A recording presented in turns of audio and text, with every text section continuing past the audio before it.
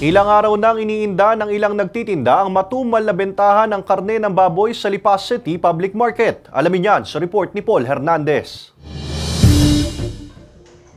Bagot na kakahintay ng mamimili si Marco sa meat section ng Lipa City Public Market. Ilang araw nang kakaunti ang mga customer. Kalahating baboy na nga lang ang itinitinda niya sa halip na 100 kilo. Buwan ng tao, binabalita, kumbaga sila natatakot. Baka nga sabihin kahit nakakapasok sa palengke, baka sabihin may sakit pa rin yan.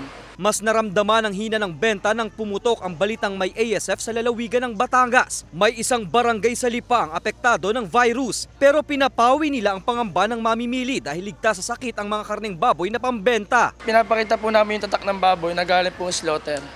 Sa katunayan po siya, pwede po siya itinda sa dya. Matagal nang hindi gumagalaw ang presyo ng karneng baboy na mabibili mula 280 pesos hanggang 350 pesos. Wala ring alinlangan ng ilang mamimili. Kaya nga sir, bibili, walang choice eh. Birthday. Oo. Kasama namin, pakuluan muna namin eh. Para patunayang ligtas ang karneng baboy na available sa kanilang palengke, pork afritada ang ulam ni Gary. Sa palengke po ng Lipa, safe na safe po to. Hindi ko ito kakainin kung dito safe eh. Bilang pagbabantay na mapigilan ng pagkalat ng virus, mahigpit ang biosecurity sa lugar kung saan may ASF detection. Kasama si Kel Ravaca, Paul Hernandez, Balitang Southern Tagalog.